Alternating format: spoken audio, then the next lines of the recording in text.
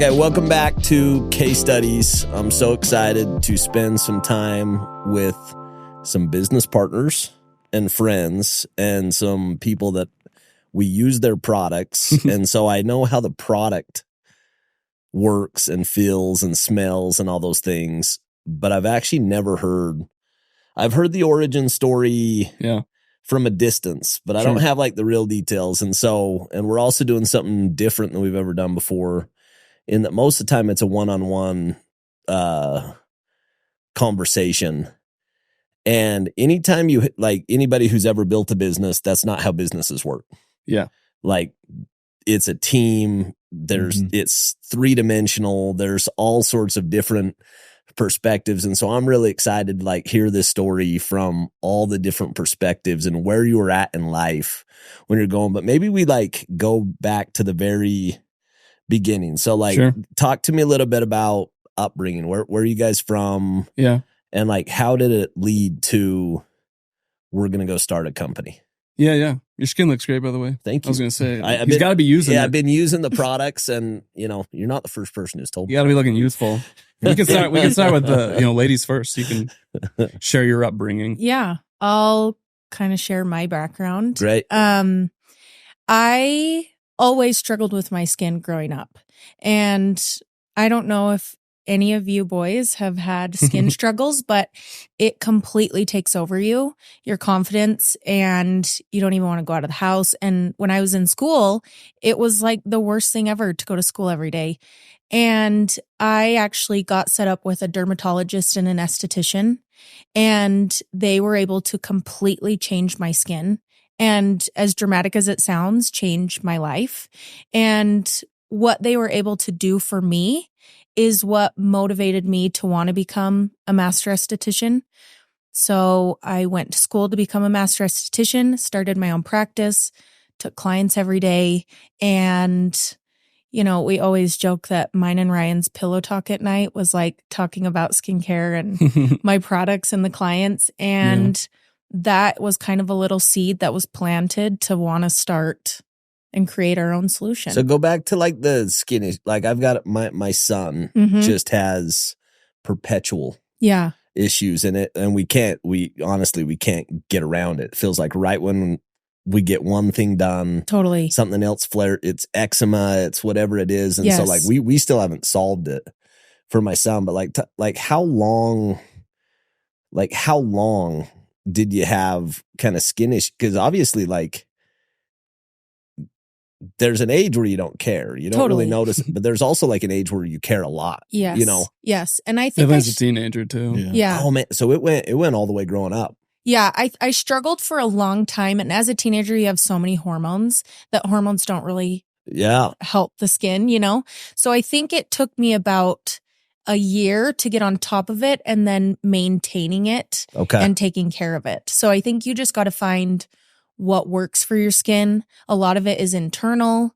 And once you can get on top of it, then you just got to maintain. But it was like an emotional experience, like to be able to go solve that, like from a confidence, from all those things. I mean, I remember being in the dermatologist's office sobbing because I was like, I am willing to do anything.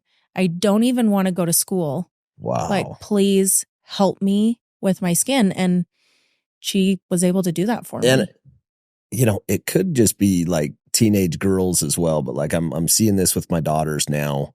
For the longest time, didn't care until they did, So my middle daughter, she cheers. And we went to her cheer competition, and the cheer competition's over. And I'm like, hey, grab a picture with me. And she's like, no, I don't want to. I'm like, what are you talking about? Like, let's get a picture. And she's like, well, no, I'm sweaty. I just worked out. Yeah. And I'm like, what are you talking about? Like you looked fantastic. And she like wouldn't get a picture with me. Yeah.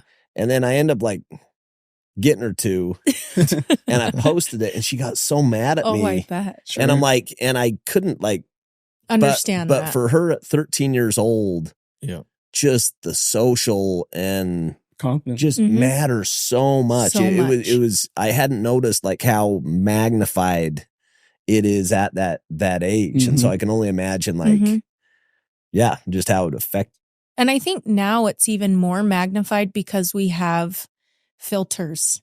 You know, like when I was a teenager, there wasn't Instagram yet. So now Yeah. you have filters that can make your skin look absolutely perfect. Flawless. So when girls see that, they're like, oh my gosh, she has perfect skin. Why don't I Wow. have that? So it's setting unrealistic expectations. So I think even now it's more hard when you have skin troubles. It's so hard. Like So hard. It's so hard for kids. Mhm. Yeah. Mm. Like it really is. Like we didn't grow up with that stuff. It's No. crazy too, because like, you know, we all knew each other. So we all grew up in Draper Yeah. and we all went to Alta High School. So go Hawks. And I didn't really know Bailey that well. And I didn't really know Mitch that well. Like I knew Bailey a little bit. It wasn't until my senior year that we actually had a class together. Same age. No, No. she's 2 grades behind. I was a Okay. sophomore. Mitch and I are same grade. Okay. And I can't remember what was the class, but journalism. Uh-huh. And it was like the first time I got to see her, and I was like, she's cute, you know? So being confident, being a senior, I was like, I'm going to go, you know, try to pick her I up, got you know what I mean? the- And she was sitting in front of me. So I like tapped her and I was like, what's up? I'm Ryan. She's like, I'm Bailey. And turns around and I was like, Oh, that's this cold. ain't gonna work. That's cold. This ain't gonna Cold work. She's shoulder. not, yeah, that's not gonna work, you know? And then like Mitch and I, we knew each other from middle school, Okay. but we weren't tight. Like we weren't close friends. He played football, basketball. I played baseball. We had similar friends, but we weren't, you know, close. Like we weren't tight at all. And it wasn't until after high school, Mitch and I both served missions. Bailey goes off to BYU, Hawaii. You know, we're just living our lives, like not connected anyway, not thinking of each other at all. Get back from my mission. And obviously Mitch can tell his side, but I get back from my mission and I'm like, I'm going to go to Utah Valley and I'm going to play baseball. Yeah. That's what I wanted to do. And at that same time, Bailey came home from BYU, Hawaii, and we hung out, just mutual friends. And I saw her and I was like, I'm going to freaking marry that chick. You knew. She was like glowing. And so I was like, man, like, so literally like from that night we connected and we got married like 7 months later. It was very, But you knew like it was love at first sight. for me, I don't know how it was for her. She probably thought I was like that same Ryan Rowe from high school. But for me, yeah, I was like, you know, like she's the one. That's you know? so cool. And so it was, you know, Was we it the got- same way for you? Was Yeah. it- I mean, as cheesy as it is, though, when you know, you know, there was just chemistry It- from it- day one. it was like, okay, he is the one. Wow. And I'd never felt Yeah. like that ever. Mitch said the same thing when he saw me though. Mitch so. knew. Yeah. You knew. How can you not turn that down? I actually hung out with Bay more in high school than Rye did. Yeah. Yeah. She dated some of my buddies that my close tight knit. So Yeah. it's funny how everything comes full So you guys circle. all knew each other like pretty well. Like, Knew of- knew of each other. well Yeah. enough. Yeah, knew of each other for sure. Yeah. So what was kind of the event? Obviously, you guys met each other or started dating, got married. Where did kind of the business partnership come into play? Yeah. So I was doing a bunch of stuff on the side. I had tried everything under the sun in terms of starting business. It was clothes, it was hats, backpacks, things like that. And then I had a baby after I graduated from BYU. So I went to the marketing program. And then I recognized, okay, I got to get insurance. This is big boy stuff. And so I started working for my dad. I grew up around that my entire life. So my dad and his brother started 2 companies, a contract manufacturer and a packaging distribution company. Yep. Contract manufacturer, making products for companies that sell skincare, right? New Skin, doTERRA, Young Living, companies like that. So I grew up around that my whole life, never had any desire to get involved in skincare. It wasn't cool, right? Playing sports, no idea I would get into that. I wanted to do Nike and things like that. So I started working there, and unbeknownst to me, Ryan was working at a 3PL called First Mile here locally in Utah. Yep. And he was calling on my dad to try and get some freight business. And he didn't win any. We'll Yeah. pat his back. He didn't get any of the business. Unsuccessful. But And My first dad- mile is Devin Johnson, right? Yeah, First Mile. Yep. So they primarily were doing small parcel shipping. So most of my clients were actually e-commerce Okay. companies. So that's where I got like sunk my teeth into e-commerce for the first time, was actually from the back end, shipping and fulfillment. Wow. And so I was like meeting and talking to a lot of these business owners, online business owners, wanting to be on the other side of the phone. I wanted Yeah. to be them, Yeah. you know. And just like Mitch, like had aspirational things for my own business. I was very entrepreneurial minded, was obsessed with product and product design Yeah. and Bailey like remembers like as soon as we got married, like I was always pitching her product ideas and things like that. Because that's always been something that when we were talking like design and creating beautiful things has just always been something that's like so crucial, super appealing to you. Like, especially with the marketing. We really appreciate it. Yeah. Like we believe that packaging should be the core. And the products that you guys do are beautiful products. Like I think that was the, you just noticed that there's a tremendous amount of care put into the packaging, put into the aesthetic, put into the typeface, and kind of thought that went into that. So it's interesting that from day one was a part of. It was, So when I was, at First Mile learning that, I wanted to try to like grow in the company and grow their freight arm. And I knew Mitch's dad and uncle did a lot of freight. And so I went, called on him, unsuccessful, but apparently his dad liked my approach, and so he actually ended up offering me a job. Well, the way it worked out is I just done a Kickstarter for some wallets and moved like 1,000 units or something like that, and there's no way I was shipping that out of my house. So I had heard through the grapevine Ryan was working at a 3PL. So we hadn't chatted since before the mission. And so I cold LinkedIn messaged him and I said, hey, I've got 1,000 of these. Could you maybe just help me get these out quicker than me printing it on a printer, cutting out the label and taking it to the USPS? He's like, yeah, man, I'll help you out. So that's where we kind of first linked up, and I went in. But before I had gone in, I was telling my dad I'm having Ryan Ralph help me. And that's when he had told me he was calling on him. And at the time, my dad was trying to bring in some younger sales guys. And he said, hey, you should see if he'd be interested in coming over here.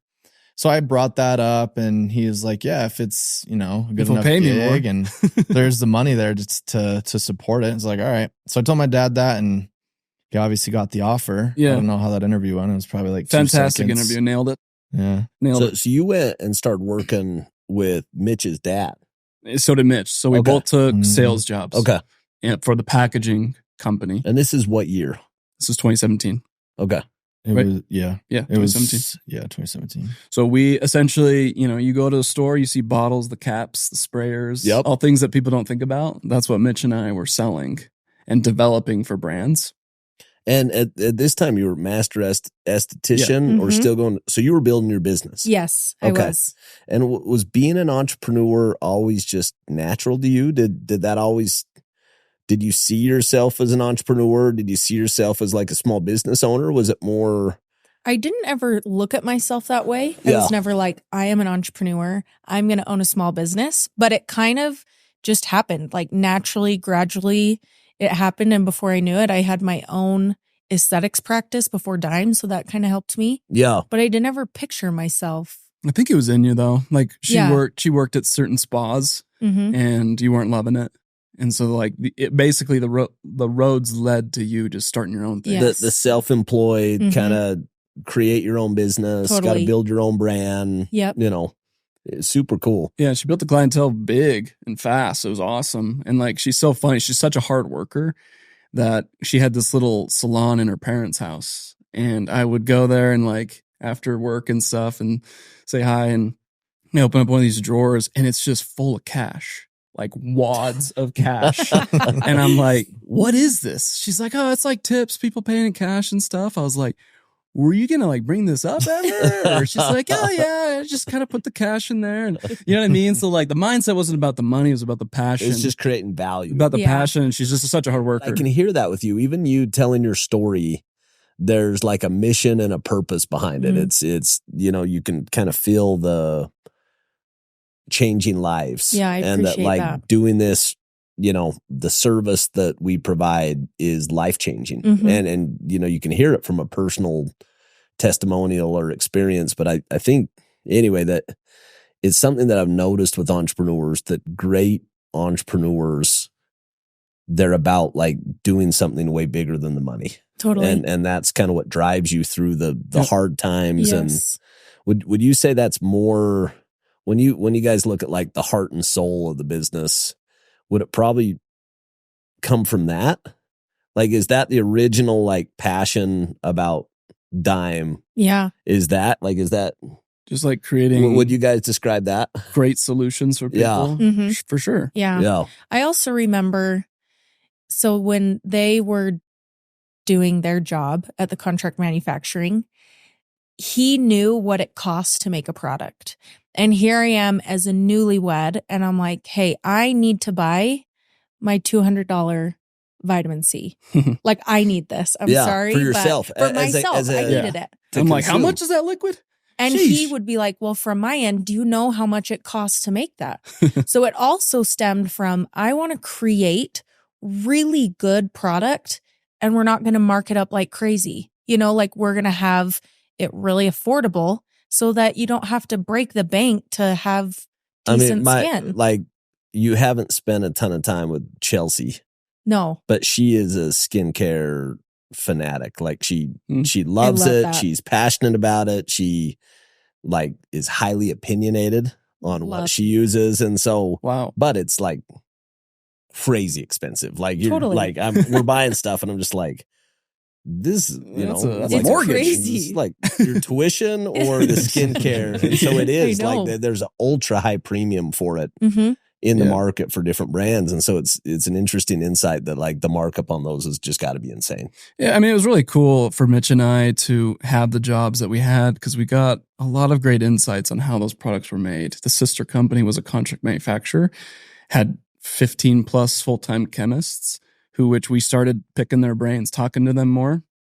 And it was cool that Bailey was then experiencing with her clientele, you know, some were using those high-end clinical-based formulas and they weren't working.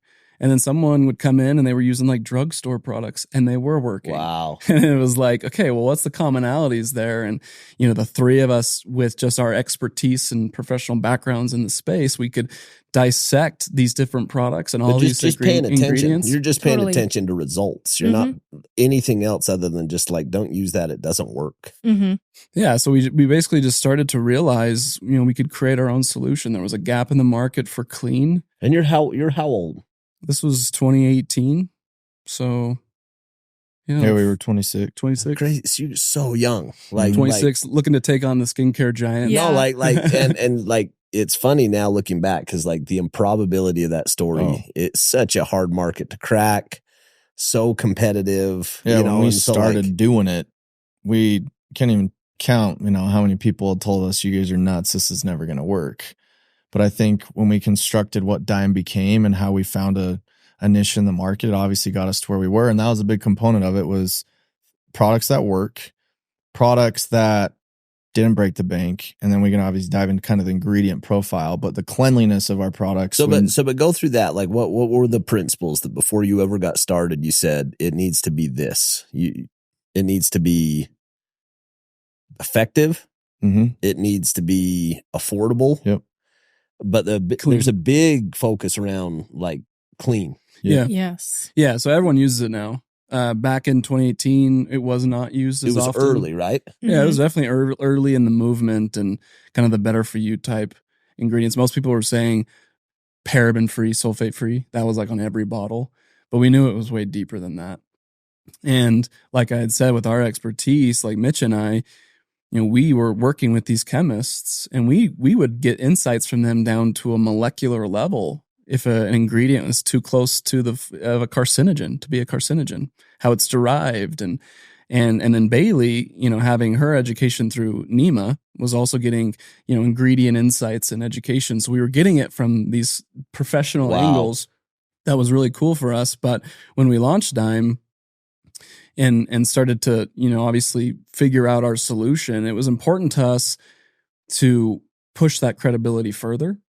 Because I could come to you and say Dime Beauty's clean, but that's bias of me, right? I mean, you're going to either believe me or you won't. That third party validation. Yeah, so we were looking for third party validations. We early on leveraged the database of Environmental Working Group. EWG.org is the website. Yeah. Awesome nonprofit that has a dense database of thousands of ingredients that they've researched. Yep. In all of our products, not just skincare. It's all across the board with like personal care and things like that. And then they had this awesome ranking system, grading system from 1 meaning low hazard, very safe, to 10 super hazard, don't use it.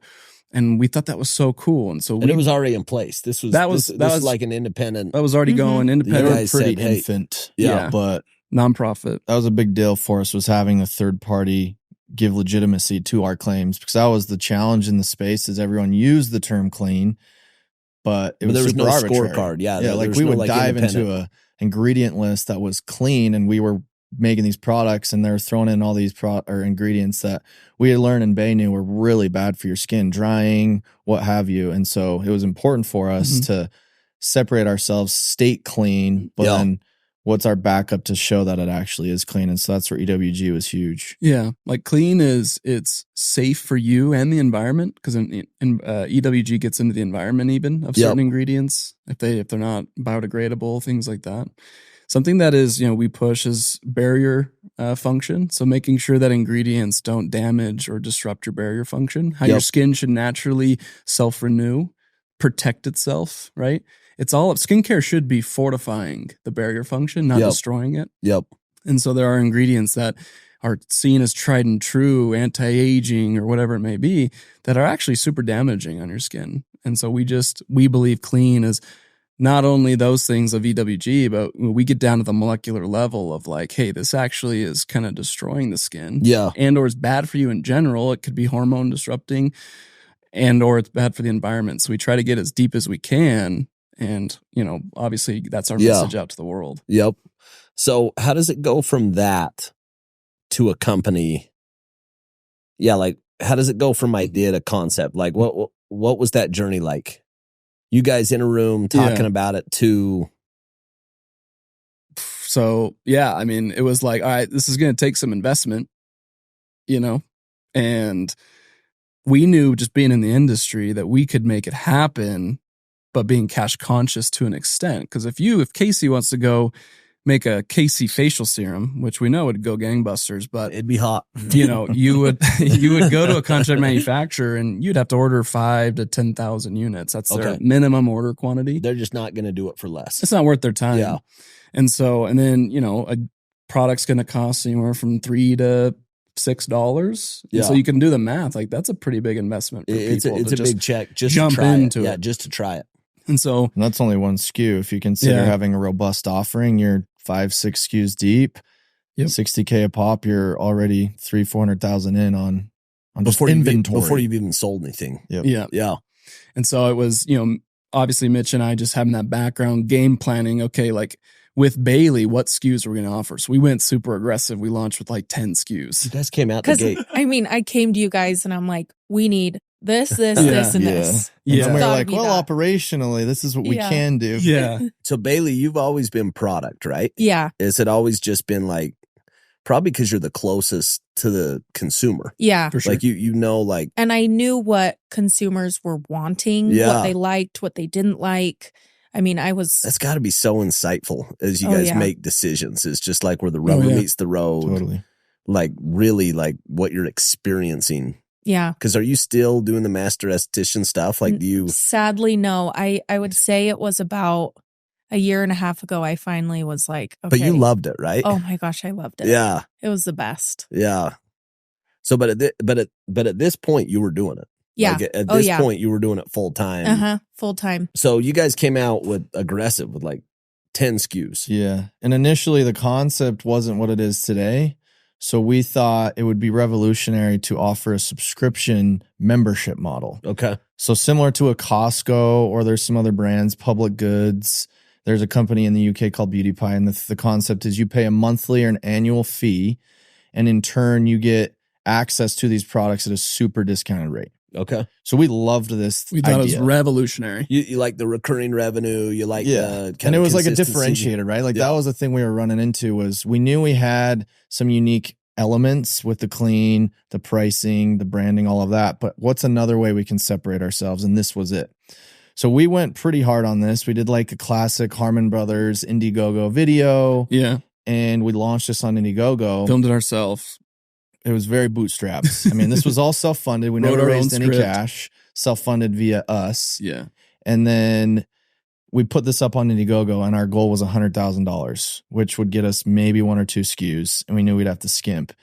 And we literally raised $3,000. And I think 90% of that was probably our parents. Yeah. Mom and dad. Oh, were you just like, what? Oh, we were Defeated for sure. It It's was just like, we're idiots. That's gotta be like so discouraging. Especially like, just the time and effort you put into something. Yeah. Like the filming of it and like the script we thought was brilliant. And like, we just didn't know super green to it all. So you guys went for it. It just was not it. And this was only one of infinity failures too. I mean, we put a lot of cash into like how much cash? Like, so we walked it out between the both. Like, so what's funny is we put in like 25K each to just start this to LLC, website, whatever. Most of our savings, most of your savings. Which at that point is 25 grand. 26 years old. Everything. We both had a kid. Everything. Like I told Bay, I was like, hey, so what we did is we put 10 in first.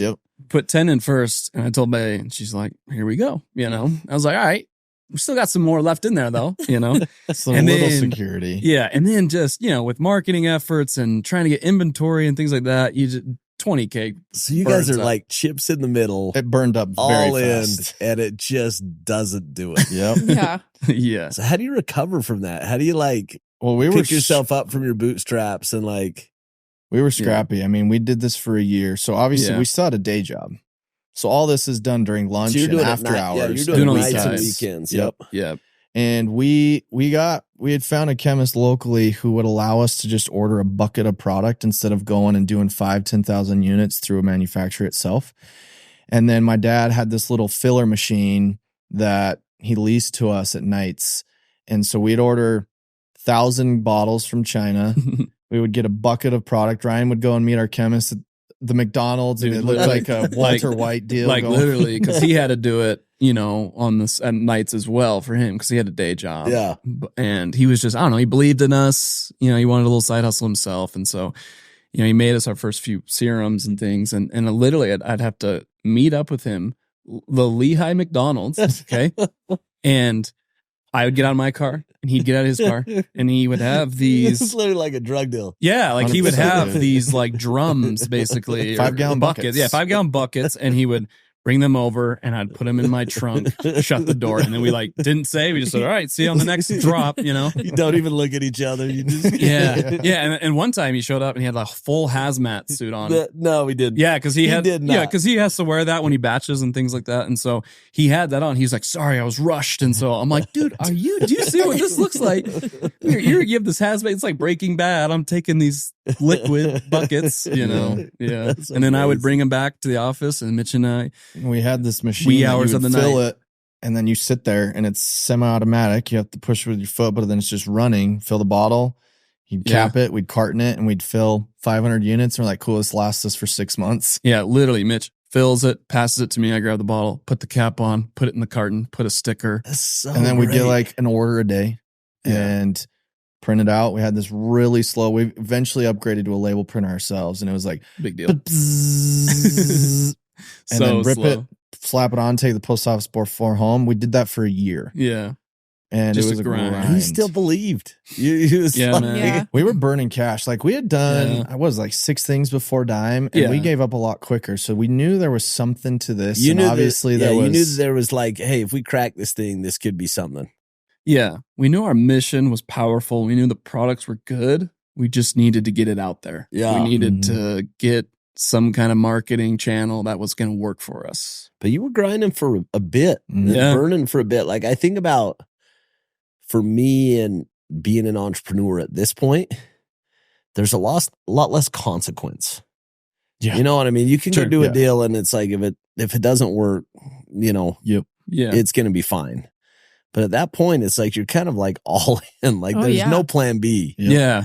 It was that. And I guess you guys, still have your jobs, but your jobs are kind of funding this. Well, you I mean, you eventually run out of cash, which we Yeah. did. And so then it pushed us just being who we are, just hustling. We started a side business to fund Dime. Wow. Yeah, we started essentially a service business. So we were like a sourcing company. So we had seen others do it. There's no overhead. It's just Mitch and I's time. And what we knew was the contract manufacturing space is really intimidating. And a lot of people don't know even how to get into contact with one, how to work with one, talk all about lingo. And contract manufacturers are not very good at outreach. Yep. They have salesmen, but they're more just managing. They're not doing outreach. So Mitch and I saw an opportunity to go get business. to go get business, be Yeah.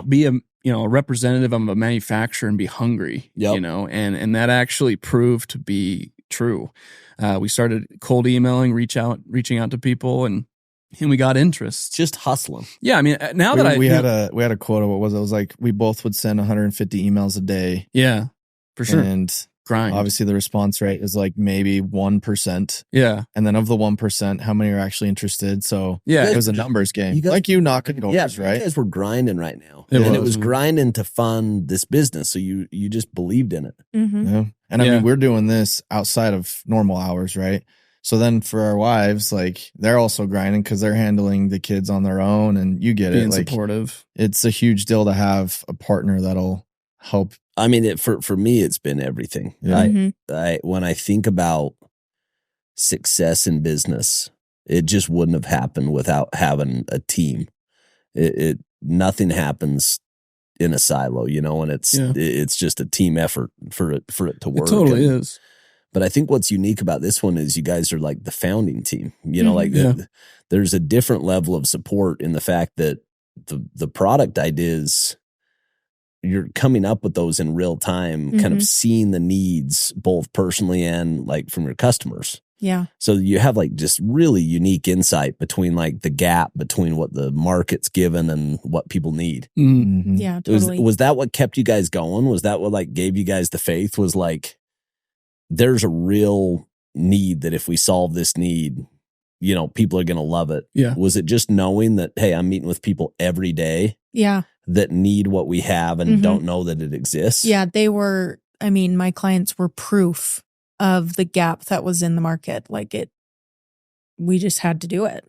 Yeah, we knew we had something great. Yeah. We just had to get it out to the world. But I think when you guys told me the Dime story originally when we're golfing,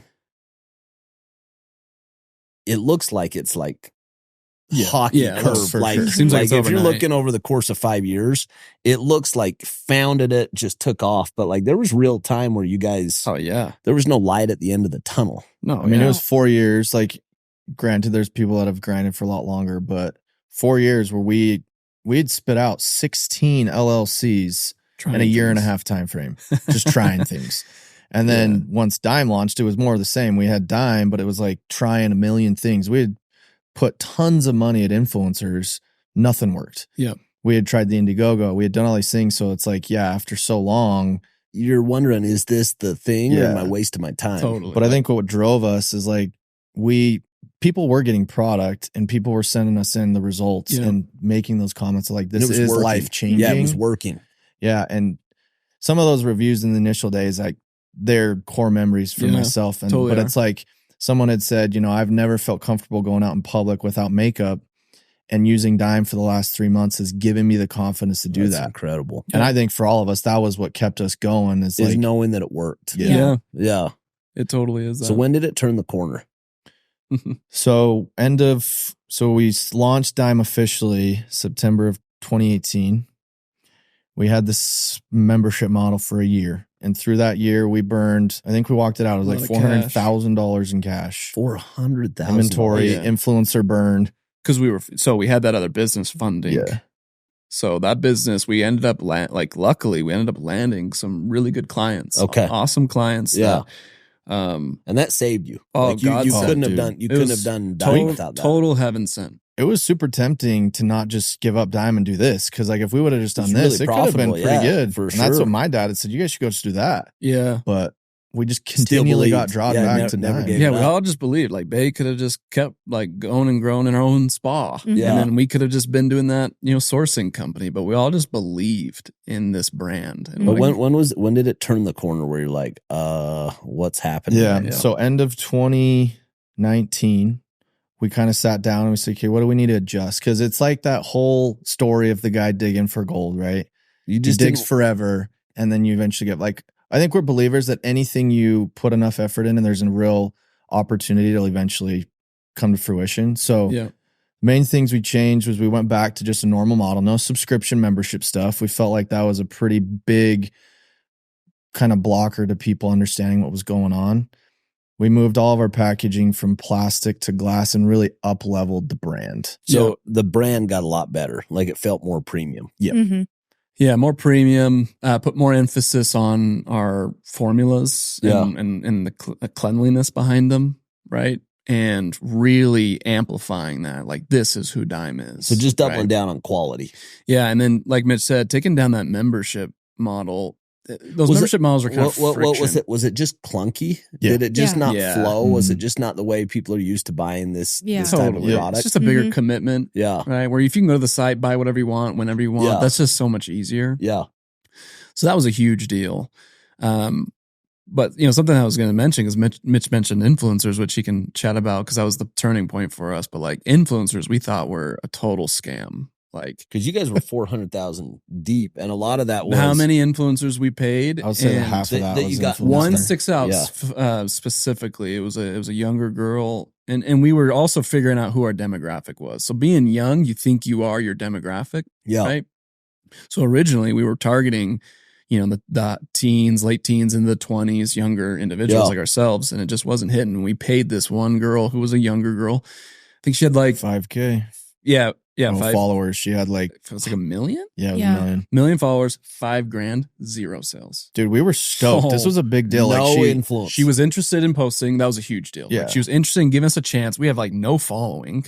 no, it was like 200. And and she's like, yeah, I'll do it. My fee's $5,000. We're like, $5,000. Like we had done some like $250, $500 posts and tests there. And this was like, okay, this is a big one, 1 million followers. Here we go. $5,000, 0 sales. Zero. Zero. Zero, Not dude. one. Gut wrenching. It was like Demoralizing. for sure. So we thought influencers were not the answer, but we were just wrong in who we were targeting and the influencers we It were was just the working with. wrong recipe. It was the wrong influencer. It was the wrong demographic. market. It was Yeah. the wrong Mhm. demographic. So we pivoted to targeting a more mature demographic.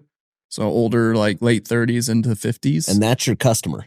That's our customer Mhm. today. Yes. Wow. And then working with better influencers that catered to that demographic.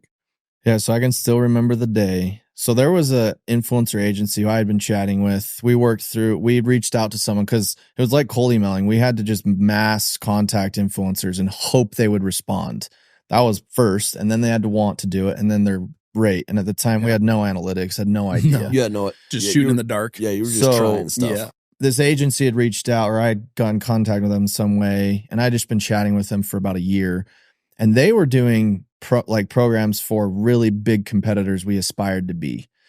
And he was saying how they were driving 250,000 a month in revenue, and that was obviously goo goo gaga for us. Yeah. The issue was they said you need to commit to $50,000 with no real understanding of what that'll drive. Okay. And for us, we didn't have that money yet. Yeah. So we were just postponing, Yeah. trying to do it ourselves. Finally, we made these adjustments and we looked at each other. We had 30,000 in the bank. Yeah. 30 G's in the Okay. bank.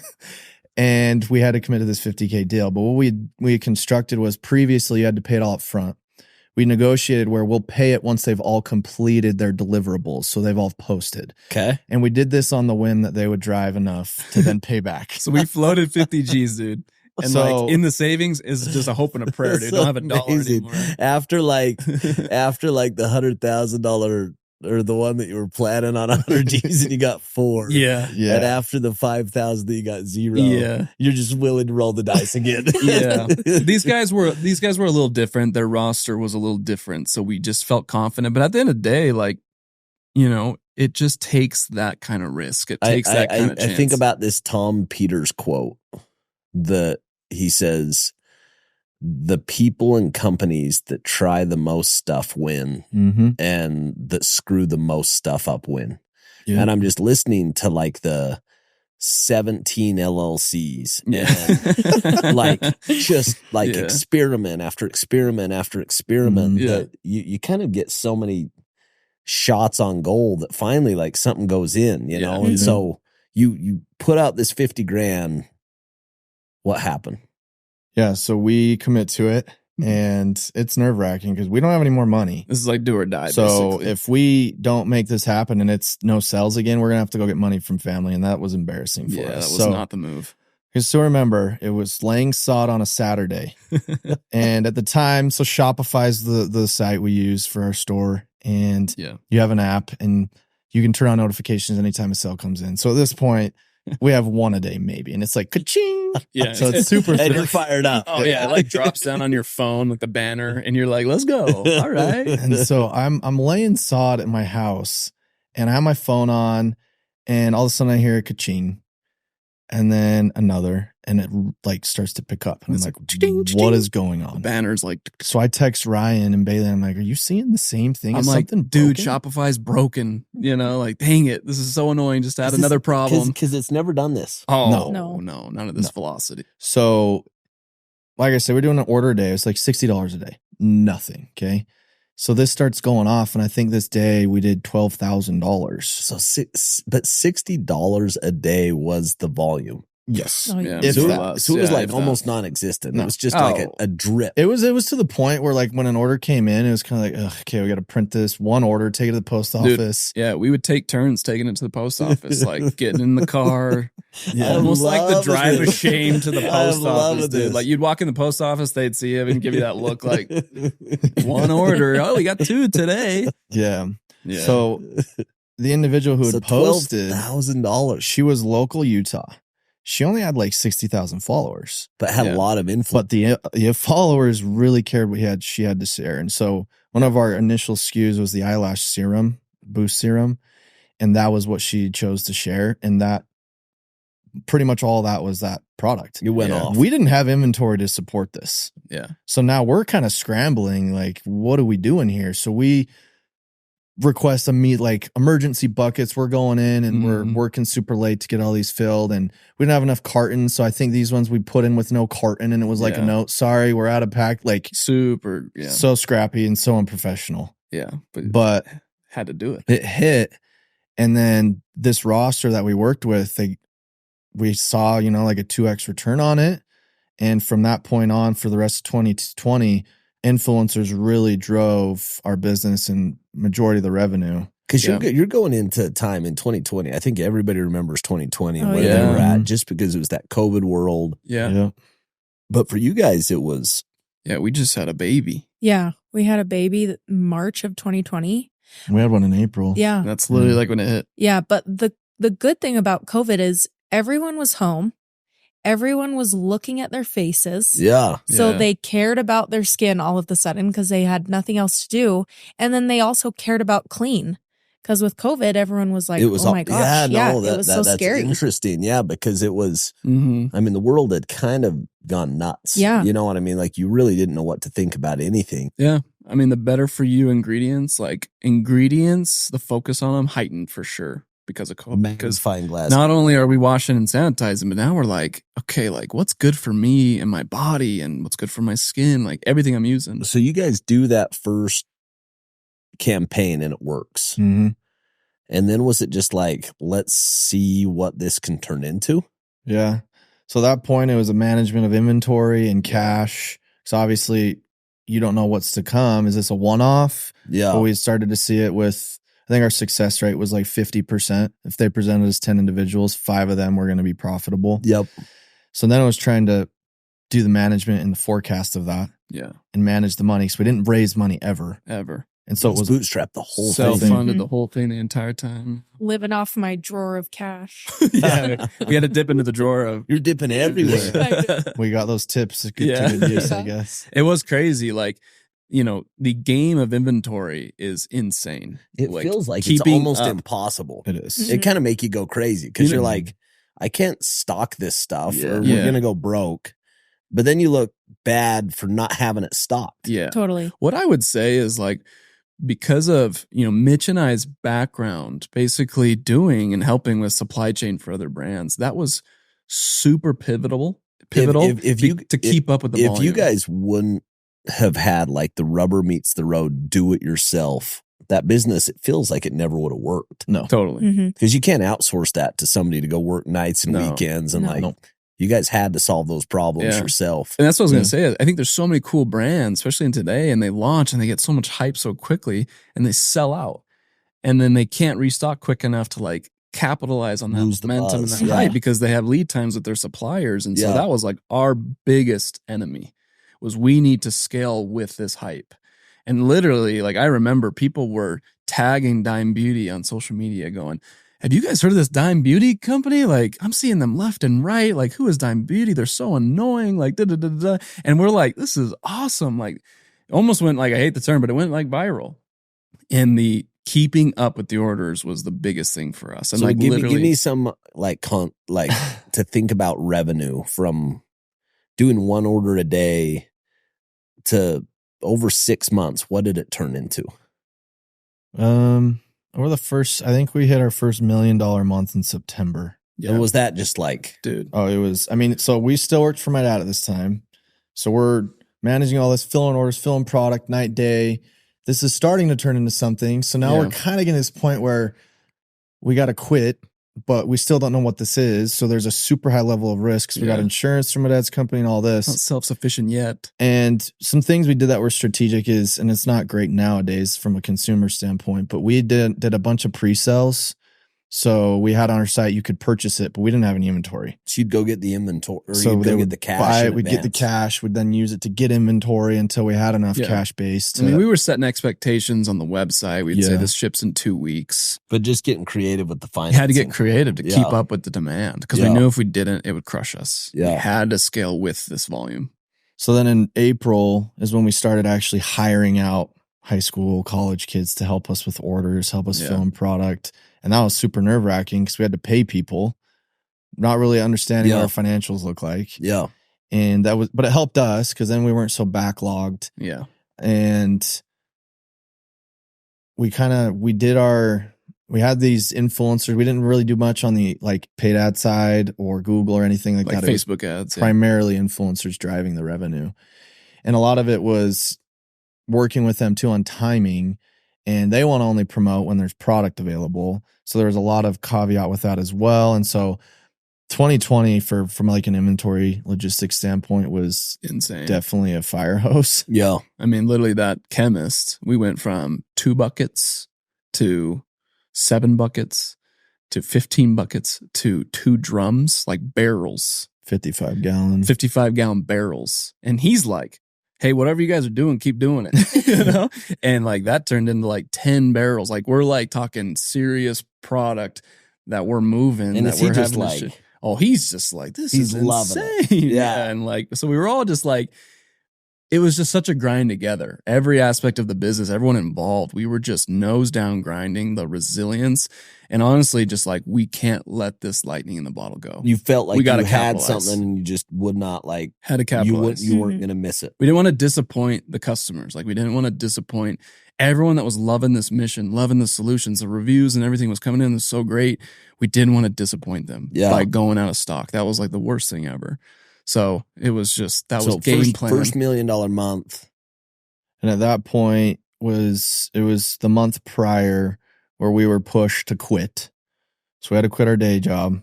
So we gave up the insurance. At the time, we both had 2 children. We had mortgages, and we didn't know. We had, what was it, like 4 employees at this point? Yeah. We had 4 full-time and then a bunch of part-timers that would come in after school and things. And we quit. We had no more insurance, and we didn't pay ourselves for a few months. So we were living on whatever left of Yeah. the dribble savings we had. Yeah.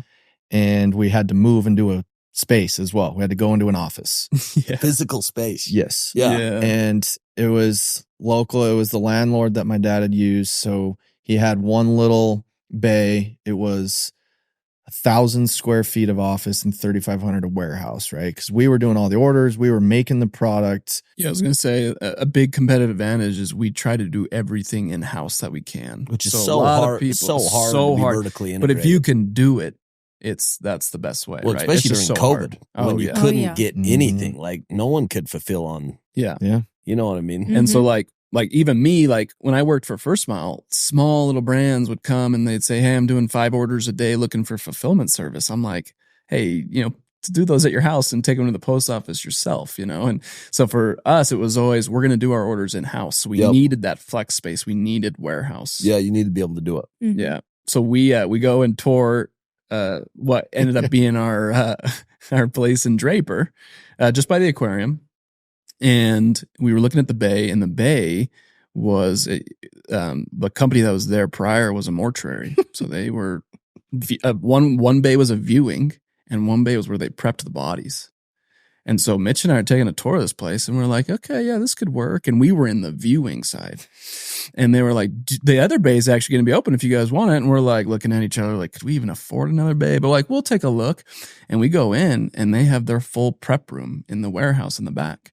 And the guy's touring us nonchalant, and he opens up the door, and there are 2 dead bodies being prepared. And Mitch and I are sitting here like, we'll take the other bay. It was like, oh my gosh. I mean, let alone we didn't think we could afford 2 bays, but like, it was unbelievable.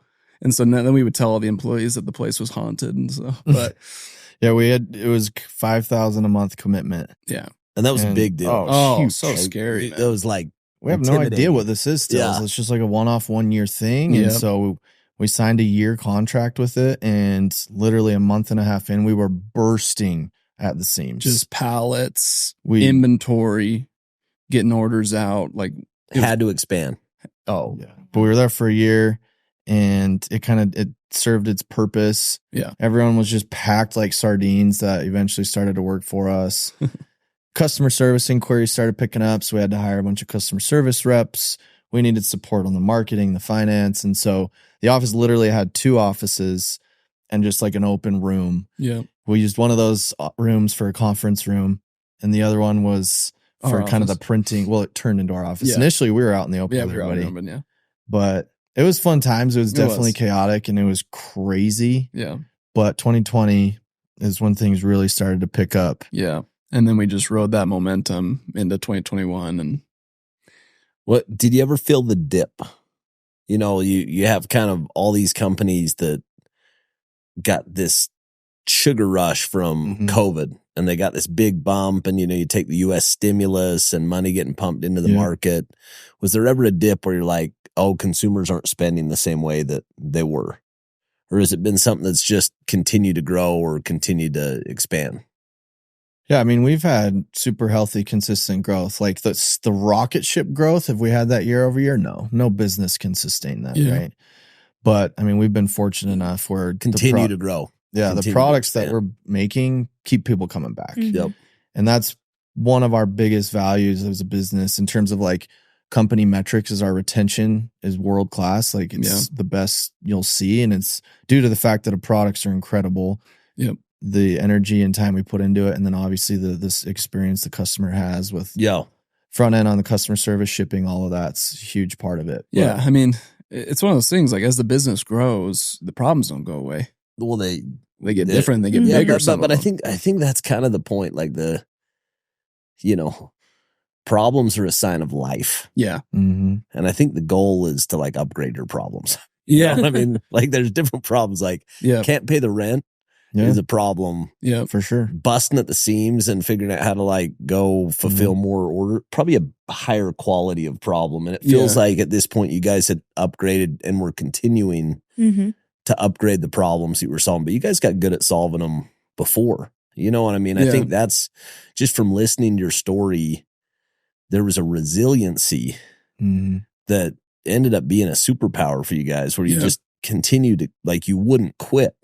Yeah. And it feels like there's a lot of points along the journey where quitting would have been the easier option. Totally. Absolutely. I mean, that's what it always is like when I feel like people that start businesses, it's like they're looking for this secret formula that others that have been successful found out somehow. But like, I feel like honestly, it's hard work. It's educating yourself, research, be the most knowledgeable about what you're getting into. And then it's that resiliency, like a lot of people start to see the failure and they're like, nah, like this ain't for me. It's really like, it's kind of like that saying, like when you get punched in the face, there's 2 responses. It's back the heck up or get the heck in, and that was our personality is we kept getting punched in the face, but we just kept diving in. Well, was there ever like founding dynamics are so unique and every team's different. Was there ever a point where you guys didn't see eye to eye or where you guys had different vision on where the company had to go? Or has it always been pretty unified as far as building this thing? I mean, from my perspective, I feel like it has been unified and they've been great because they trust me. they definitely have more of the business and the money brain, where I'm like Product. Yep. and Customer facing, customer education. facing. Yeah. And aesthetic branding. And aesthetic. Yeah. So they have been very much like, they trust me. It feels like most of the innovation from the company, from a product standpoint, that's coming from you, Bailey. Is that? Yeah. Probably. I'm trying, and Ryan has been my great sidekick. It's literally all we talk about, when we're It together. is. How fun. Yeah, Like, is that so rad to be Oh, able to it's the go do this coolest ever. together? It is rad, And yeah. I never thought, this is so funny, but I never thought I would marry someone who was into the same things I'm into. Yeah. We are into very different things, but Yeah. like She hates golf, he but everything else we're he appreciates beauty and skincare, and he knows like new products that came out, or we'll go to Sephora and Ulta together and like yeah. see. So it's so fun that we have. I know. We go and I like nerd out because I'm more like R&D. When you're describing you going into Sephora and being like, oh, that's great aesthetic, or that's great design, or Yeah. oh, that's an angle on a product. Yep. It's because you guys are like in it. Like this is your world. Yes. Yeah. And it's so immediate from like idea. I think that, maybe talk a little bit about the speed that you guys can take ideas and bring them to market. It feels like that was a big competitive advantage. Totally was. Mhm. I have the inception of an idea to it's on the shelf.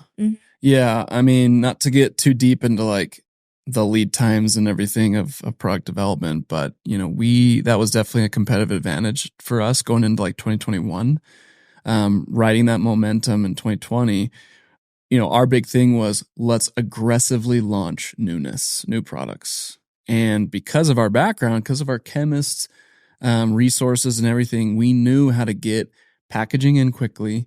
We knew exactly what we wanted formula wise, right? So like, that's why we're so proud of being professional founders in skincare. Not every brand is a professional founding brand. There's lots of influencer, there's lots of celebrity facing brands. Like we are, that's our life. Yeah, you're selling, most of these they're selling somebody else's product. Could be, yeah, totally. Or you guys. I mean, we ideate them from created- scratch. Yeah. Creative. Yeah. I think what's important is when we worked at the contract manufacturer, a lot of the companies we worked with and when we were doing the sourcing is they knew what they wanted to market. And they said, I want these 2 ingredients in it. And for whatever you make in the product, I don't care.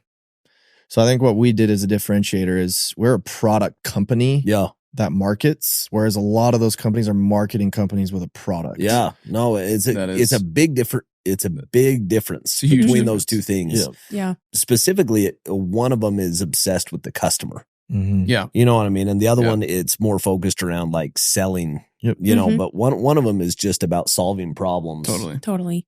So anyways, yeah, I mean, we launched sometimes, for sure a product every month in 2021 and 2022. Lot A lot of of times even 2 products in a month. That's It insane. was Oh. 2. It felt like It 2. actually- So how are you managing all those SKUs and all those different fulfillment? Like that feels like the opposite of what they would teach you to do.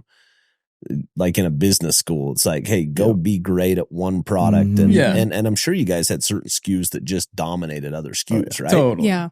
It's the 80-20 rule for Yeah. sure. Yeah. Yeah. I think there was a little bit of that. Like we maybe launched too aggressively, but it was working from people were loving the newness and Yeah. the excitement around it. And then working with the influencer partners, they love newness. Like they always want something fresh to talk about. So To fascinating. their following. And so that was just a formula that was working. It's not the formula we do today anymore, but at that, that given window, we were launching products I very remember aggressively. going, I do this program at Harvard. It's called Owners, Presidents, Managers. And they did a case study on Gap and Zara. Mm. And they go through, and with Gap, the people who love Gap, they shop at Gap 4 times a year. And they shop at Gap 4 times a year because Gap has 4 seasons. They've got spring and summer and fall and winter. And so you pop in there and go see what they have. Mm-hmm. Where Zara, the reason they were so disruptive was they would do this fast fashion. They would figure out what customers want. They'd manufacture it themselves and they would launch. Mm. And they would on average, like 14 or 15 turns a year Wow. of their inventory. And they matched the Zara customer for how many times that average customer went into that store, and it was 14 to 15 times a Wow. year. Mm. And they were going in because there was a chance Newness. that there was a new product. And so I'm hearing you guys talk about this, and it has to be something that the people who loved you had to love the variety and the newness and be able to expand. Mm-hmm. Did you guys see that? Like, did you see like people that if they were in on Dime, they were completely in on Dime? Yeah. Yeah. Yeah. And I feel like whatever we were bringing, they just had to try it just to see. But because the products worked, they were coming back. Yeah. So that was exciting. I think what's great too about a skincare brand is, there's different skin concerns and you address each concern differently. Yeah. And so you need to create solutions for certain concerns. It's not a one serum fixes all. Mm-hmm. And so we had a huge runway for launching products. Like we launched with the 8 skincare products we had, but there was still so much to launch. So there was a big product map. Yeah, there was a huge product map Yeah. to address all the concerns that people like. Skin is so much identity based. It's so different. Mine's different than yours and yours and yours, and so products and ingredients react differently. You need something different than I need something a lot of times, especially if it's something more severe. Yeah. And so we knew we had a lot of solutions still to be made. When did you overdo it? When was the spot where you're like, hey, we're going a little too fast? Was there ever a spot where you're like, hey, we got to tone this back? Yeah, we definitely hit that, tone this back, probably end of 2020 or probably in 2023. We launched like 18 products in 2023. So a lot. It was a lot. Yeah. And we realized, okay, in 2024, we're going to do a little differently. And obviously we don't want to give anything away that we're doing right now, but it was definitely, let's dial it back. Let's put a spotlight on the favorites, on the hero SKUs. Yeah. Because when you have so many SKUs, it's hard to give enough airtime to actually, to move them all celebrate and them. like give them, enough time for people to understand them and educate them. And so we have SKUs, like Mitch said, the 80-20 rule. We have SKUs that are the big movers. Yeah. And so I was like, let's dial back newness because we have a lot of great SKUs. Let's really put a lot of energy behind pushing those and then just launch newness more thoughtfully. Talk to me about the process of taking on a financial partner. Because I know like for founders, you know, 100 different scenarios, 100 different experiences. How was it for you guys? When was it that you decided, hey, we want to go take some outside capital to go help us take this thing to the next level? Yeah, that was, I got approached by an investment banker in 2021 when we were really, the momentum was awesome back in 2021 and going into 2022. They found you. It was an introduction through a mutual connection. Okay. And he said, hey, like your space, clean beauty, skincare in general is red hot for evaluations and things like that. And you guys should consider it, maybe selling a portion of your business, whatever made sense for you. And man, we didn't even think about that. It wasn't even that in the cards. was never a thought in our mind. We were just trying to keep the lights on and keep up with them. Didn't think of it because you didn't want to do it, or it just was not even an option. Like it was we just didn't even realize it was an an option. We were literally so heads down grinding so much that wasn't even a thought. Yeah. It was like maybe in a few years or whatever, but like we didn't think about it. We never talked about it. Mm-mm. And so when he brought that up, at first I blew him off. I was like, whatever. And he's like, yeah, like we'll stay in touch. And then we all started talking about it.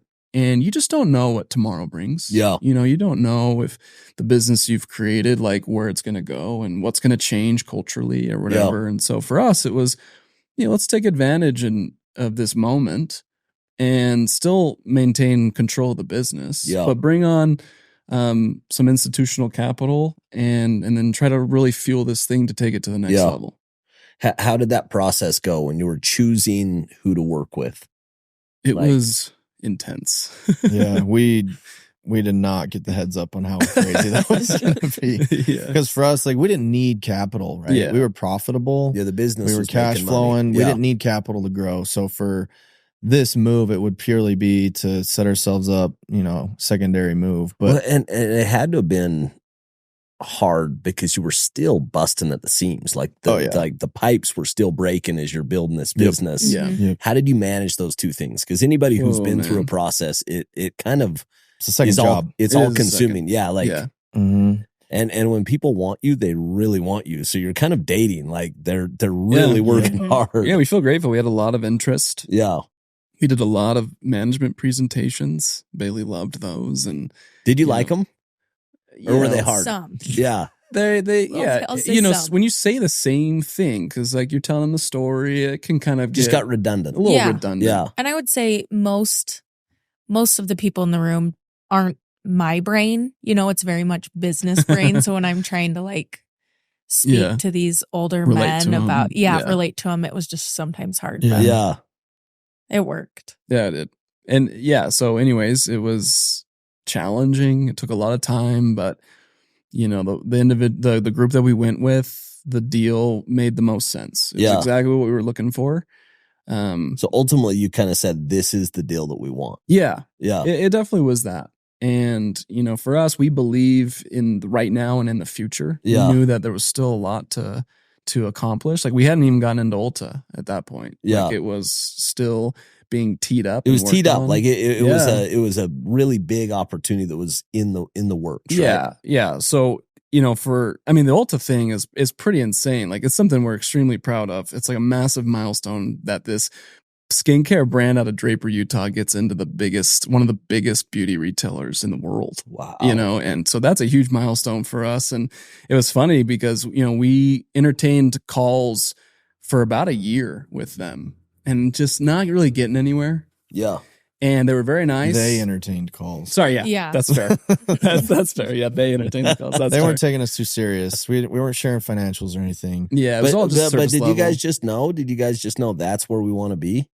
Like Yes. who came up with the idea that said we need to be in Ulta? I mean, it's It's kind of a collective. yeah, that it's was, always been a dream. That's the spot. Hmm So was that you, Bailey? Was like, hey, like if we could be there. I mean, she spends enough money there. We gotta Yeah. get something back. yeah. Because Those you're loyalty talking points. to somebody, and this is gonna sound so bad. When you say Ulta, I'm like, draw a complete blank. Like it doesn't even We gotta register. get you in there more. Sephora, you know, like Sure. we've been, but Ulta, I don't, you know, I'm trying to think. I've seen it in New York. You've You'll for see sure it on seen it. kind You've of like, seen it. Your wife's been They're in all Orange. over. Go check your Okay. bank statements. and I'm sure we have. I'm sure we spent money there, you know. Yeah. But that was one that. So it was kind of you guys reaching out again, just hustling, cold contacting. Total How cold do you contacting. navigate that behemoth? You know, because you're going into like this massive store. How do you actually find the decision maker? How do you work your way into the spot where you're Yeah. actually talking to somebody that can make a decision? Yeah, so I think a lot of it was connections and networking as well. We got linked up to an individual there through a mutual connection as well. And then at that point, it just came down to selling them on the dream. And so we presented Dime, we shared what it was, sent samples, all the things. And obviously they review business on a every 6-month basis on new Yeah. partners they want to Yeah. retain. And so we had to be patient with that. But as Ryan mentioned, we had been talking to them for over a year and there was no real traction. And then they kind of gave us what was like, this is over. But being who we were and the persistence, we kind of threw a Hail Mary and we said, let's get on one last call. We walked through a deck and we shared our financials. That was the first time we had talked about numbers with them. And interestingly enough, that's when their ears finally perked up. Interesting. So for them, it was like, hey, this would be a profitable product for us. Like Well, we could yeah. actually this would be a SKU that we could go make good money. Yeah, Yes. it's a business decision for them. Like they loved the products. They loved Bailey. They tolerated Mitch and I. They loved the mission, but for them, Because that founder story's got to resonate. it does. Like but, it's got to be something that like, yeah, but we're also going up against celebrities who come out Mhm. with brands Course. and they instantly get traction. And Yeah. so for Ulta, that's a no-brainer. Yeah. Like that's store traffic. That's awesome for them. yeah, So for them, at the end of the day, it's a business decision. wow. And I feel like for them, they could have been like torn, like, man, this is so great. But like, where's the evidence that this is actually Yeah. have some Mhm. traction? Because we never talked about sales. And then Yeah, we or shared, like, can these guys actually like handle us? Like, are Yeah. we too big for? Yeah, totally. are we too Totally. big So- for this company? Yeah, yeah, when we shared our growth trajectory, they were like, okay, people are, there's volume there. There's excitement there. There's definitely something here. Yeah. And so if we brought them in, it would be legit. so they could see that like there was a lot of momentum. It was Behind, proof, right? behind Sales are proof Yep, of demand. course. And so for them, that became I think the last thing that they needed to check us off is like an ideal. But this was happening pre taking on a partner financial. It was partner. simultaneous. It was simultaneously. It was yeah. I mean, the happening. partner process took 2 years. Yeah. It took that long. Yeah, from getting quality of Starting, yeah. earnings, because at that point, man, we're slinging in a garage. It's like we have no. It's Bailey, like the cash in. Seriously. It's 100%. the door. Yeah. Totally. I mean, at one point, we were doing our books on Google Sheets. Yeah. It's so great. Yeah. So, and we Literally. had multiple businesses flooding into one AFCU account. So I did one of these with like a guy who's one of my like dearest friends and mentor, a guy named Alex Dunn. Yeah. And he talks about the process of being an entrepreneur. And he's like, I get asked all the time, what does it take to be an entrepreneur? He's like, the way to be an entrepreneur is to be an entrepreneur. Like Mhm. you're not going to learn it from a book. Mhm. Yeah. You learn it in doing your financials on Google Sheets Yep. and like Yeah. filling the inventory Yep. and meeting the guy at McDonald's. Yeah. Yeah. Like that's how you learn how to do it, is Totally. in the doing it. And I think everybody waits because they don't know how. Yep. And that's the gap, the entrepreneurial gap.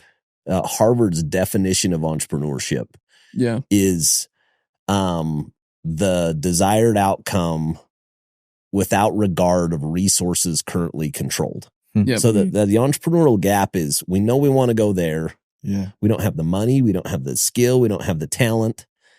And that's the gap you got to go solve. Yeah. You got to go get creative and get resilient and You gotta get be scrappy. industrious, Mhm. scrappy, Yeah. and figure out how to bridge that gap. And it's so fun to hear all the unique ways that you guys were doing it. All three of you guys had jobs at the same time. Mhm. Mhm. Yeah. And then you go find a new job that has to pay hundreds of thousands of dollars to fund the losing, Yeah. fund the losing businesses deficits. And like it's such a fun story. You see all these like principles coming together. Yeah. Yeah. So, you guys take outside capital, it's a kind of life-changing event.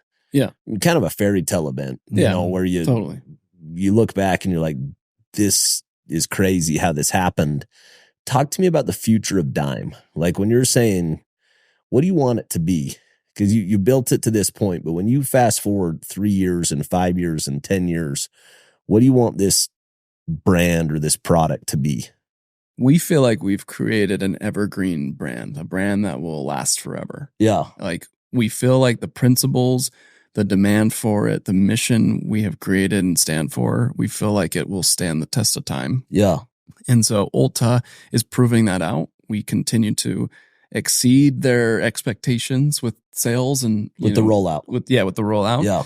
And so that's amazing to us because like obviously we see it on our own site, but to now see it in their world Yeah. is so like that tells us everything we need to It's know. so validating, right? Yeah, about what You've got to we've be so created. proud. Oh, Oh my my gosh. gosh. Like you just So like proud. like when you go to where you started till now, like you got to just like, It's unbelievable. It's crazy. Like we've literally built something bigger than ourselves. And that's so cool. so you And- guys like came to my birthday party and the gift that you gave me was a Dime Beauty. and I honestly, like I had this, it was reminiscent. I remember when I started working at Vivint, and one of the things that I love the most about Todd Peterson was that he always had a Vivint hat on. Mm. And he just loved the company. Yeah. Mhm. Back then it was Apex and he wore the hat. He was all in on it. And Yeah. you guys show up and, could have given me any product, but the product you give me It's ours. it's a piece of you. Yeah. And we've loved it. My wife wears the sweater, like the cologne products. We actually love them and use them. But it was more about like, this is obviously something you guys are really proud of. Mhm. Yeah. Like Yeah, I this think is that's something great that you built perspective. and that you're really proud Yeah. of what you built and what it, I mean, signifies. And It was our second child Yeah. that Yeah. we had together, and we still Yep. see it as a child. Like Totally Dime's is. a kid of ours. so fun. Yeah. You put- That's- so much into it. Emotion, physical, right? Mental. Yeah. It is a part of you at this point. And so, like piggybacking off that, ultimately we will step away from Dime at some point. Yeah. The goal is to have it be that legacy brand, a brand that when I'm 80 years old, I can walk into your local beauty retailer and it's still there. And Yeah. you hear just on the street, people are talking about Dime Beauty and Yeah. how it's Yeah. changed their life. Like ultimately that's the goal. So talk to me about the life cycle of a business. Because I think this is really unique. Like, different phases have different romance. Oh yeah. And like, maybe it's not that romantic now, or it's probably more romantic now than it was then. But the idea of like all three of you guys having jobs and filling stuff in the back room and nights and weekends, there's some magic to that. Yeah. Like Mhm. those are such special experiences. But then going to, we got to make our first hires and we got to go make our first key hires and our first financial hire. Talk to me about how that's been as like becoming an executive, like becoming a CEO, becoming the type of leader that the company needs. Because the same leader that created it, you can't be that leader Right. to take it to the next level. You have to grow as the company grows. Talk to me about how that's been growing as the company's grown. Yeah, I think we've in the last year and a half have learned the difference between founders and CEOs. We'd always heard that, but it wasn't until we brought on capital and our business grew and it's more corporate, if you will. We have more employees. We had to learn and grow what that difference is. Yeah. And we always liken our business to our actual children. Like when the business first starts, it's this new thing. Everything is like unique and different, as with a child, a baby, right? Yeah. As they turn into their teen years, it's like a different excitement. Then it comes with a lot more frustration. Different problems. We don't have teenagers yet, but we can just imagine. Yeah. And then as it gets older, like Dime's now at a point where, it still needs us, but it doesn't need us like it did, right? We have employees, we have individuals owning certain aspects of our business. But is that because you've just hired great people? Yeah, I mean, we have a great team. Yeah. And it starts to walk on its own. It wants to drive on its own. So as a parent, like you step back a little more. Yeah. And you're involved in different ways. And so the involvement we're in now, we're not filling orders and filling product, but the decisions and kind of the weight that we're having to wear is a lot different than what it was before. We were just talking about on the drive down. You have stress through everything. The stress that we had though in 2020 was very different from the stress you have now. Of course. And I think that's at least what I didn't recognize is the stress never goes away. It just changes and you have to learn to accommodate to shoulder and burden those stresses. Yep. I think it's that. I think Dime is to use your analogy, I think a Dime's like a 16-year-old right now. It's driving on its own, but it still has its challenges. It still needs mom and dad, Still supposed to be home at midnight. It shows up at 5 a.m., Yeah, sometimes it gets out of hand. It gets a little rowdy. It gets a little rowdy, yeah. But that analogy, I've heard Tony Robbins use that same analogy of kind of a toddler to an infant to a toddler to a teenager to an adult. And kind of who you need working at the business at different stages. And it feels like at this point, you guys are putting the pieces in place for this to be a lasting, sustainable. I mean, if you're going to be an Ulta and if you take outside capital, institutional capital kind of demands it. Yes. They kind of instill some of those disciplines into you, whether you like them or not. They link arms with us because we have the same mission. We have the same end goal. They believe that Dime is an evergreen, everlasting brand as well. Yeah. So it's just linking arms and strategizing how to get there. Yeah. And like Mitch said, like the brand's always demanded from us. It's just demanding from us in different ways as it's grown. And Mitch and I and Bailey, like we've had to grow ourselves. Like I have learned so much about myself individually. Yeah.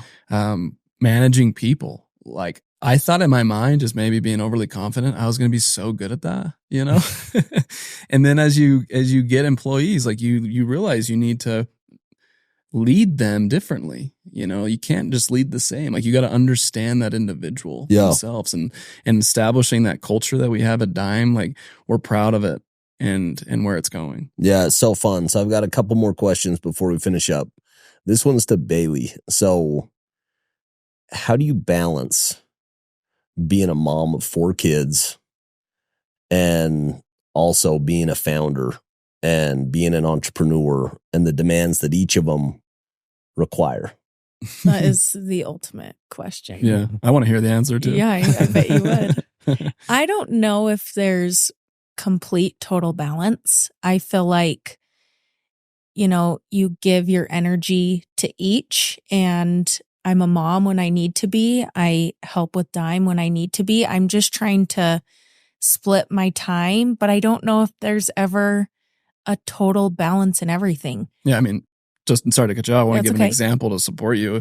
She was taking an interview with a big publication, and we have an office and the door's shut, and she's trying to talk to this editor. It's like the chief and editor-in-chief of the publication.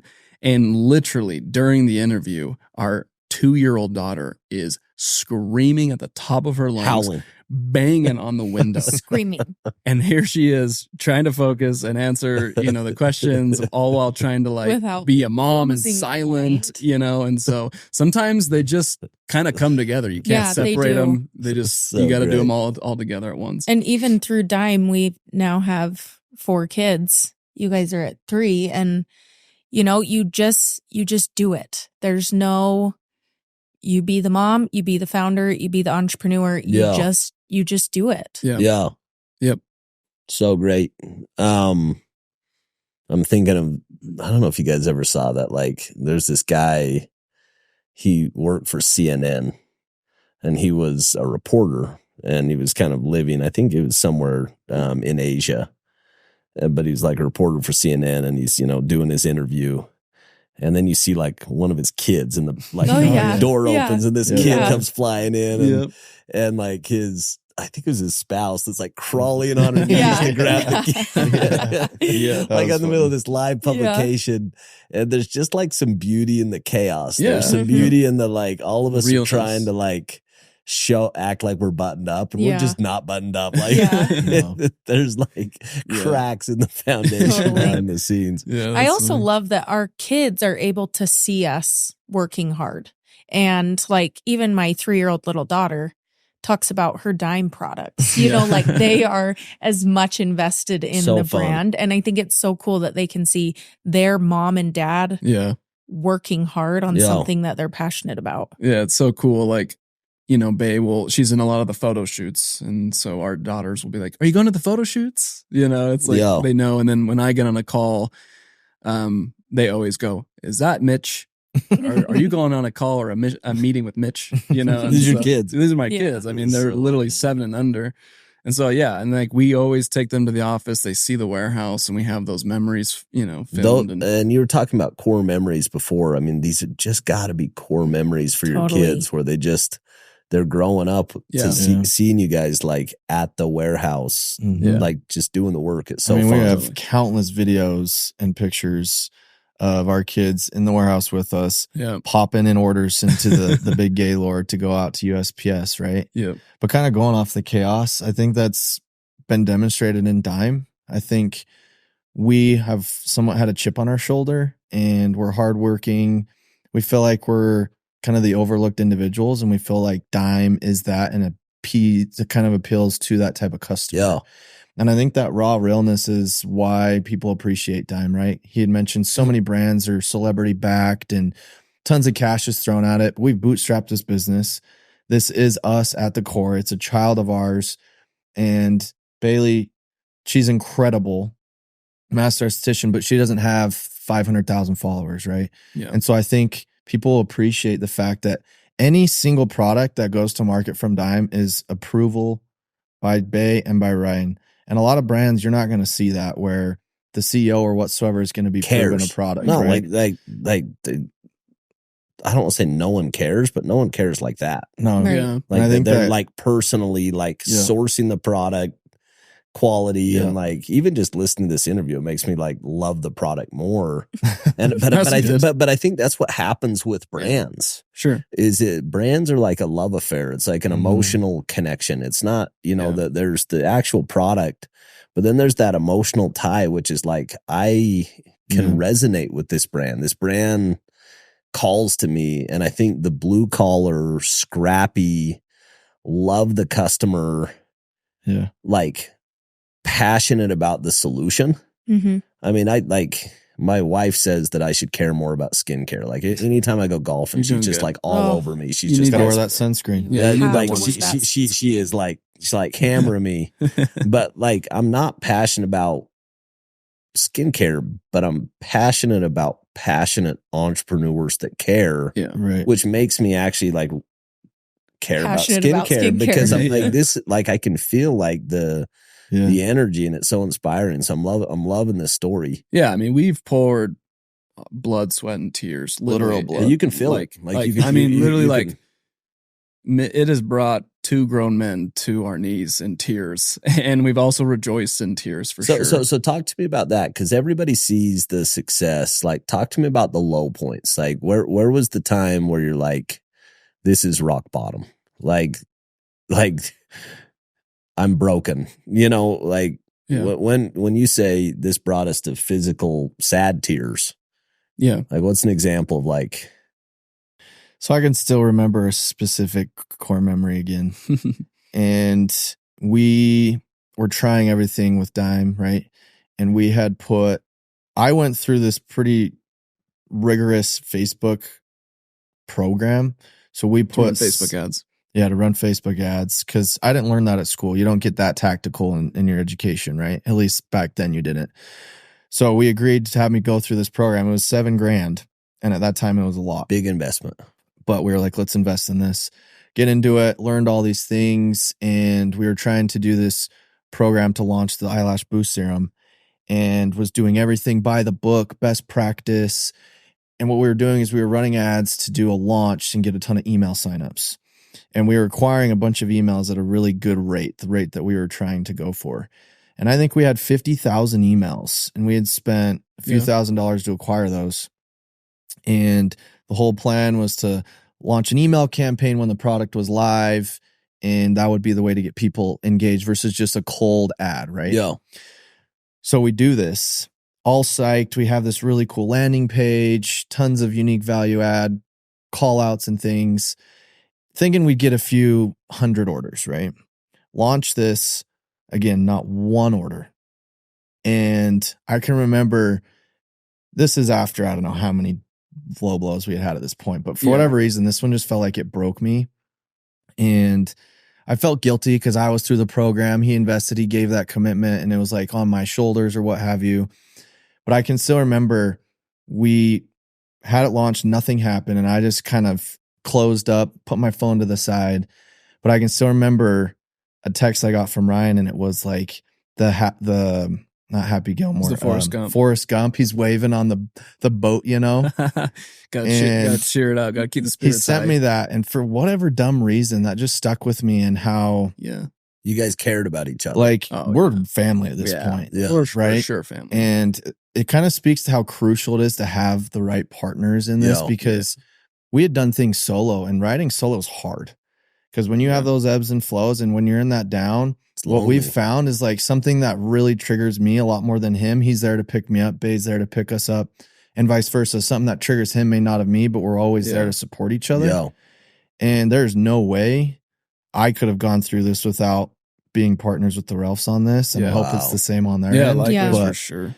It's insane. No, that's a cool story. What about you guys? Like, what's a low moment? Like, what was like the breaking point or one of the breaking points? I can go. There's a lot of them without going into like tons of detail to confuse people, but essentially it was a good thing because we had tons of orders coming in. This was in our, that 2020 time frame. And we had a lot of orders coming in, and we were utilizing a software that basically printed orders twice. So if you can picture, when an order comes out, it comes out in a pack slip, tells you what's in the order. The team puts those products in the order and then puts the label where it's going, ships it out, right? And so lots of details here, but essentially what was happening was that software was duplicating orders. And so we were shipping precious inventory that we needed to keep up with the volume that we were driving. It was duplicating orders. And so we were sending the same order out to the same person, which is tons of valuable inventory. We paid for the shipping of it.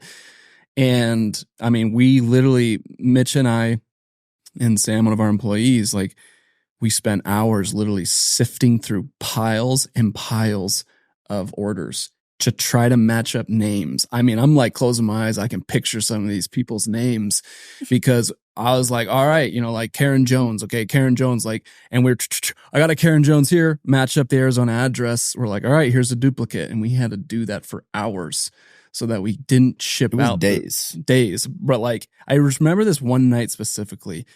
I mean, huge stacks of these orders, these labels.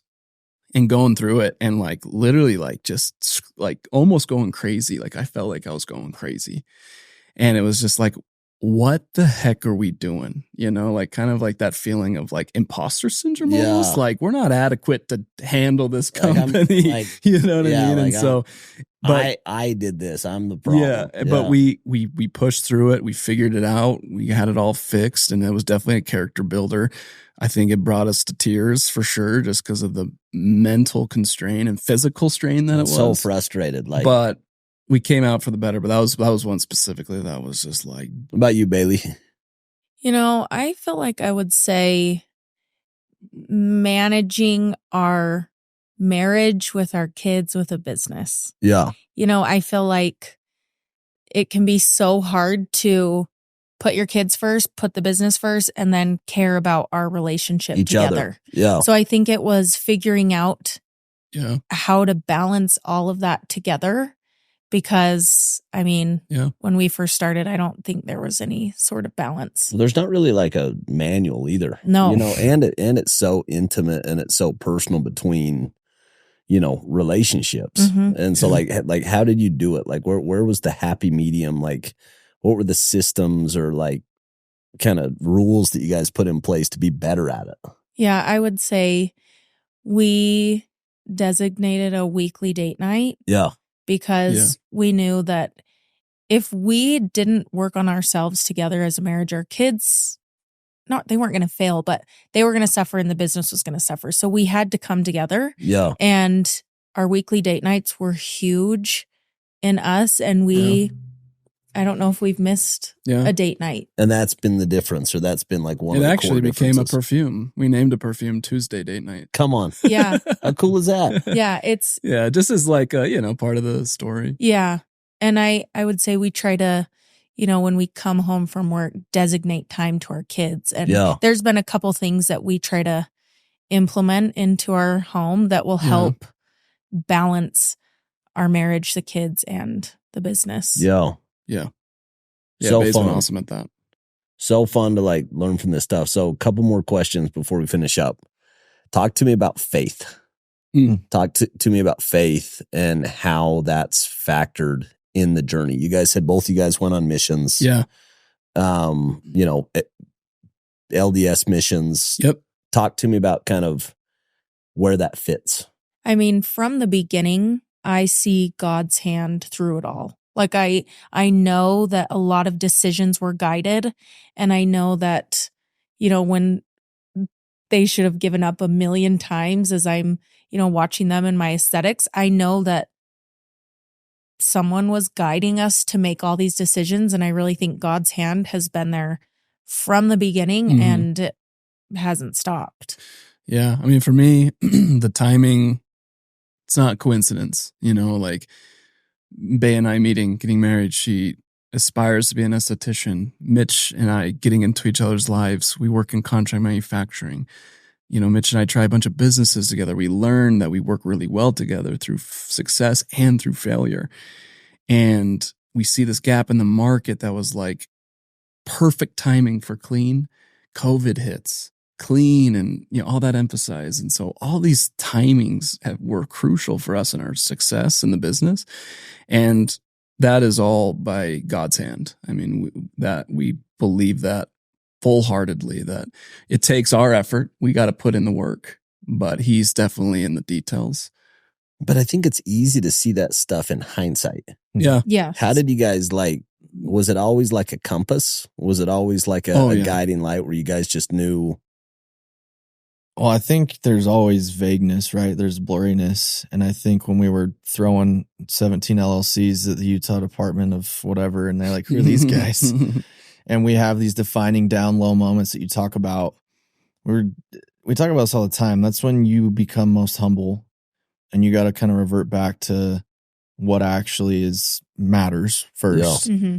And I think for us, knowing the goal of Dime, but also how do we provide for the family and for ourselves, and what is God trying to do through us through this, right? And so I think we look back on how many people were we able to provide a job that they no way would have been able to get elsewhere, right? Yeah. For ourselves too. And I think in a lot of those moments too, where you're at that low point, you revert back to, at least for myself on my mission, when Totally. you're knocking doors like crazy and no one wants to listen. What keeps you going? Yeah. Well, it's faith that everything's going to work out. We say that so much when we hit every single hiccup under the book. We just say to ourselves, it's all going to work out, and it's going to work out how it needs to and in the timing it needs to. It's way easier said than done, right? But I think it's those simple principles. They had mentioned the date nights, right? But it's also getting down to the core principles of whatever your faith, religion is sticking to those and prioritizing what actually matters. Yeah. Yeah. Mm-hmm. Having a business, building a business, it's awesome. But at the end of the day, what matters? It's the relationships you have with your spouse, with your kids, and everything else that comes from that is just fruits, and they can amplify things, right? Yeah. I think you've once mentioned, like, money doesn't make someone good or bad. It amplifies who they are at the core. Yeah. Yeah. And if you are true to that and you exercise that faith. But I've seen that with you guys. I mean, the primary promise and, giving to primary children's and different causes. And it's been something that, has been core to, like, the money that you make is a stewardship, and that you want to go, like, make a difference in the world. And it's kind of from very early on, and that's not natural for everybody, but it's just kind of been a priority for you guys from the get-go. Yeah. The other aspect that for me is really I've experienced is that business really is a spiritual game. Mm-hmm. And I think one of the most charitable things you can do on earth is be a founder and start a business. Because if you create the right culture and the right environment outside of, like, creating jobs and creating opportunities for people to grow, you also, like, that's where people spend a lion's share of their life. Yeah. Mm-hmm. And it's either in a place that's inspiring, where they're growing, where they're improving, where they feel accepted, where they feel challenged, or vice versa. All of us have worked in bad work environments. Sure. Mm-hmm. And, so I think that always, I think about the times in my life where I felt the closest to God. So many of them were work related. Oh, yeah. Mhm. It's Totally. it's building a business and serving people. I think It some of is. the coolest moments we've had together is times when we've been able to give employees bonuses or pay raises. Yep. And you see them literally come to tears. And at least there's no better feeling and no more humbling feeling to be able to have built something that we were grinding in a closet and doing ourselves to bring it to something that someone actually aspires to work for this business, Yeah. and that we can provide for them and their family. Like, not a better feeling. Yeah. People don't see that. People see the outcome. Mhm. People Yeah. see, like, what you guys are experiencing today. Right. They don't see putting your last dollar in the business. Yeah. Mhm. They don't see getting a second job Yeah. to Yeah. pay for the business that's losing money. Yep. Mhm. Like, they don't see, like, betting it all on an influencer campaign. You Yeah. don't have the cash to cover. And I think that's Yeah. where, and I'll kind of finish with this. We did this live podcast about a week ago with David Nealman. Yeah. And the question I asked him is the question I'll ask you guys. But I asked him, I just said, hey, what advice would you give to a young founder, a young entrepreneur that's on the front end of this journey? And his response was surprising when I heard it. And as I re-listened to it, it's completely spot on. Which he just said, it's not for everybody. Like, if you don't go to bed obsessed with it, and if you don't wake up obsessed with it, and if you're not completely committed to it, that it's not going to work. And as I hear your story, I like the commitment and the passion and almost the obsession is about the only way that you would have got through it, because there were so many chances to quit. Mhm. There was so many where I think somebody who loves you the most would have told you to quit, or did tell you to quit. Oh, you know what I mean? Totally. Yep. Absolutely. So maybe answer that, and we'll finish up with that. Is if you were to go talk to somebody that's just starting the journey, what piece of advice do you wish you would have had, or what would you tell yourself on the front end as a piece of advice to an aspiring founder? Yeah, I mean, we get asked that a decent amount, right? And I think it's that. You have to first be self-aware, recognize, is building a business intriguing because of dollars? Is it intriguing because of the passion? And I think they can kind of double up. But if you're purely chasing money, it's not going to work. You have to have a passion for it, because that passion is what's going to drive you through the times that are terrible. And everyone that I've interacted with, that it's the wannapreneur, right, that you hear about.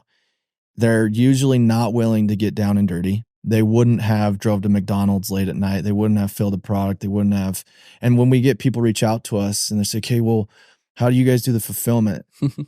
Can you guys have like a connection of a fulfillment warehouse?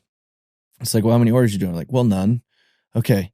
Well, you're going to have 1, maybe 2 a day. You do it yourself. And a lot of people I talk to, they immediately just don't want to do it because that component of it isn't interesting to them. Yeah. So it's being willing to get down and dirty. It's being willing to take risk. I think that's another thing, is everyone gets to the ledge and it's scary. It is terrifying.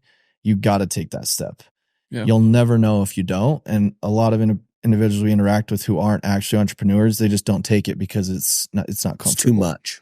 Yeah. Yeah. I would say, the power of your mind is so real. It is one of your most crucial tools. Doesn't mean you need to be the smartest, but first it starts with a belief system. So true belief with adversity gets stronger.